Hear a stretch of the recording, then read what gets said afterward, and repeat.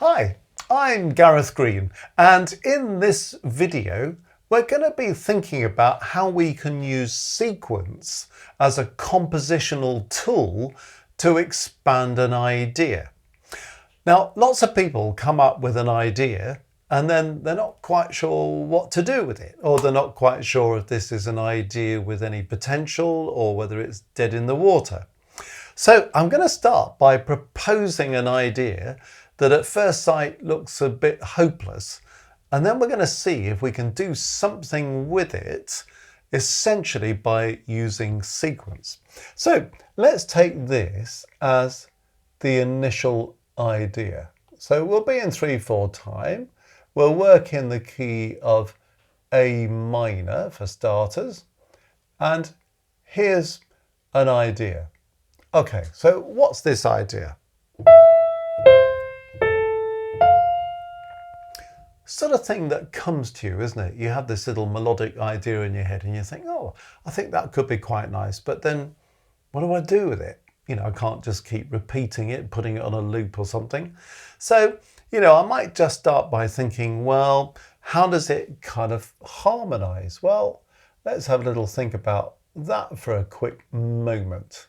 So we might decide that, in fact, these first three notes, this E, C, A thing, all fits a chord of A minor, doesn't it? So let's just think for a moment. Well, what about A minor?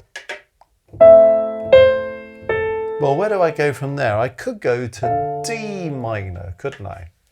Okay, well, that makes sense because in the key of A minor, that's chord 4. So we've got a bar, a measure of chord 1, and then we've got a measure of chord 4. Okay, so how would I use sequence then to develop this idea? Well, all we're doing when we're writing a sequence is to take an idea. It could be quite a short one like this, could be a longer one. And then we're saying, well, what happens if I move those notes up a note or down a note, or up 3 notes or down 3 notes, or up 5 notes or down 5 notes? I mean, you know, the choice is yours. You could do something with it. So have a little play with the idea. So we've just got these 4 notes. Well, how would it sound if they all came down a note? Actually, sounds all right, doesn't it? So let's have a think about that. So if I just now copy out what I had, and then we put that into our next little phrase, we've kind of got a 2-bar unit there and a 2-bar unit here, haven't we?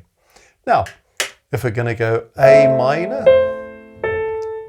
D minor, and then we're going to take that whole thing down a note, well, this next measure won't be G minor, it will be G major because I've got a B natural in it, won't it? So what am I doing now? I'm going to have a G chord there maybe, and then when I come to that E, maybe a C chord would work quite nicely there. Now, the other thing that's quite nice about this is that we've got the melodic sequence. We started with these 4 notes, and then we used the same 4 notes, just down a note. But we didn't just kind of shift the chords absolutely directly. We did, because what was A minor went down to G, what was D minor went down to C, but you can also see how the tonality of the chords has shifted because we had a minor followed by a minor. Now we've got a major followed by a major. You don't have to do that. You could stick with minors or do something else, but it just gives it a slightly different harmonic flavour. And of course, A minor in the key signature, there are no sharps, no flats, so it happens to throw up a chord of G major followed by a chord of C major, as opposed to the A minor followed by the D minor. Okay, so that's, you know, an interesting start, isn't it? Okay, let's see whether we can go a bit further. Well, one thing you have to be a bit careful on with sequence is that you don't just keep going till Christmas with it.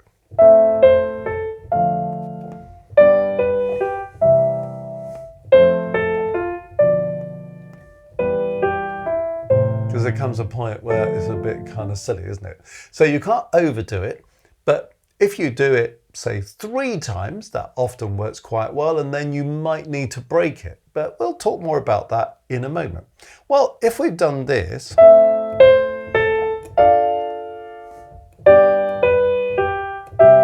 well, can we get away with going another one?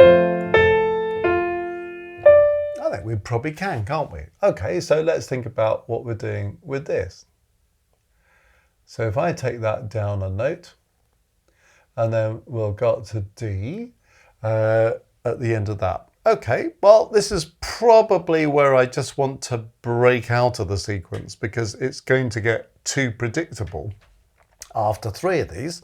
But what am I going to do for harmony? Well, I've gone A, D, G, C. So sort of F, B is kind of where I'm going to go next, isn't it? So F, yeah, that seems to fit quite nicely.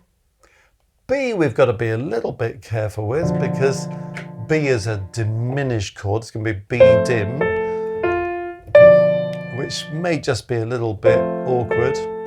But if we put it in its first inversion, it will sound better. So I'm going to suggest that we go for the B dim chord, but we'll put it in its first inversion.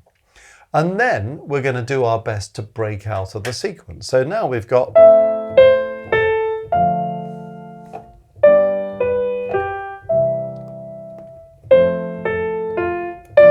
and the fact that that chord has gone into first inversion is just flagging up, actually, we could now do something else. So this is the moment to break out of the sequence. So how about I just sort of put something else in here that kind of establishes where we're going in A minor. What else could we do here? Maybe something like this, just to finish off a phrase. And I'm in A minor, so I'm going to finish on a G sharp there. You'll notice as well, we had just 2 bars, 2 measures in those first 2 phrases. So it's quite nice then. Well, let's take a 4-bar phrase, because if it goes 2, 2, 2, 2, that can feel a bit choppy after a while. Okay, well, I've just sort of finished off the melody, but I've broken the sequence. So here's the sequence of the melody. Here it comes down a note. Here it comes down a note. This time I'm shortening the value of the last note, and then I'm just finishing off that phrase. So we get a 4-measure phrase, a 4-bar phrase, and we've broken the sequence. So, and you know, we're going to get some harmony now that fits with this thing. Well, we could decide that C is just going to be a passing note, and then we could actually stick with that B minor for a little bit longer, couldn't we? Let's just do that, because also breaking the harmonic rhythm is no bad thing. You know, if you've got the same place where we change the chords all the time, works in a sequence, but we perhaps want to break out of that. And then we could kind of come into the cadence and have an E chord here, which would be a dominant chord in A minor. Okay, now one of the advantages of this is that it gives you an opportunity to go round the sequence a second time. Let me show you what I mean. So we've got the sequence.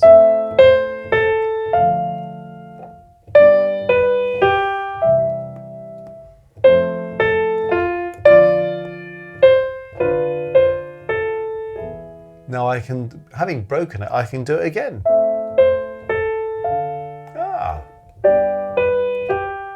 And it works well. But maybe this time I'm going to do something different and maybe finish off the phrase. Okay, so do you see what I'm doing there? I'm using the first bit again. So what we could do, just to kind of get all this on the page, if I kind of say, let's repeat that, and then we'll treat this as a first time bar. And then the second time we come round it, we can do a little variation on it. Okay, so in other words, we start the sequence as we did before. So we get the third version of the sequence, but I'm just going to change the ending of it. So we do something like this. And the purpose of this is to enable us to do the sequence a second time. But you'll notice that at the end of the first time bar, we're finishing on a dominant chord, but here we're going to finish on a tonic chord. So this will be the second time bar. You don't have to write this with a first and second time bar. You might want to write it out in full. And then obviously I'm going to use the same chord here. So we'll do this as we did before. And then we're going to just have to finish off. So we could continue as we did before with that B diminished chord in first inversion. And then here, what we might do is going to a bit of squash for space.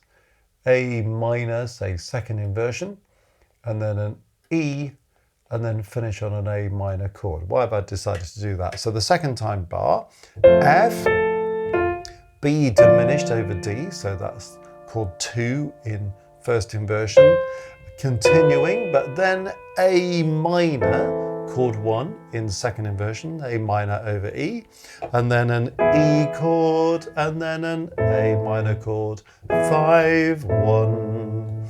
So do you see what's happened now? We just started with 4 notes, thinking, well, maybe I've got something that's the seed of something, but we've now turned it into quite an expanse of music relatively quickly, just by using sequence, using the sequential idea 3 times, then putting a tail on it so that we get a slightly longer phrase. We finish on the dominant chord, which enables you to go round and do it again. And then we finish differently the second time. So we finish on a tonic chord, and then you feel a real balance between the first statement and the second statement. So we've now got this.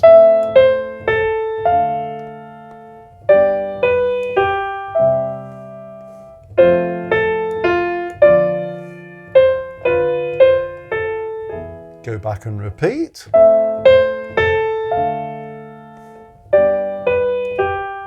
And second time bar, second version.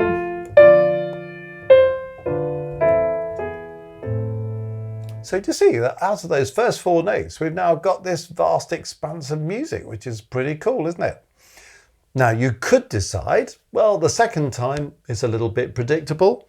Well, could I decorate it the second time? So how about the second time we kind of just embellish it a little bit? I mean, if you're going to do this, you'd want to write it out in full rather than use first and second time bars. But do you see what I'm doing now? I'm putting in some passing notes or passing tones, as however you know them, just to kind of make it sound a bit different. So in other words, the first time I'm using the notes that are written in black.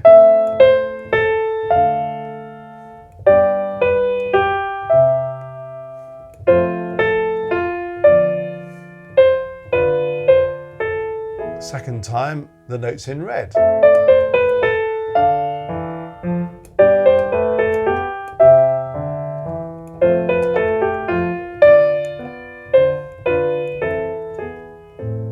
So we probably just need to put some of these passing notes or passing tones in here to match as well. And do you see I was trying to get the bass part to move as well, whereas the first time it might not be moving. Well, you know, what I was trying to do here was have a little bit of movement in the bass that maybe we didn't have the first time. So you see what I'm on about? Maybe the first time the bass was stationary.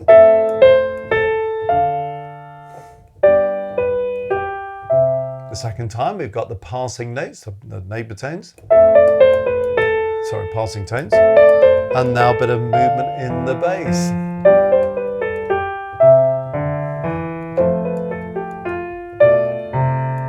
So you can do things like that. So it's slightly varied the second time. You could do something more elaborate.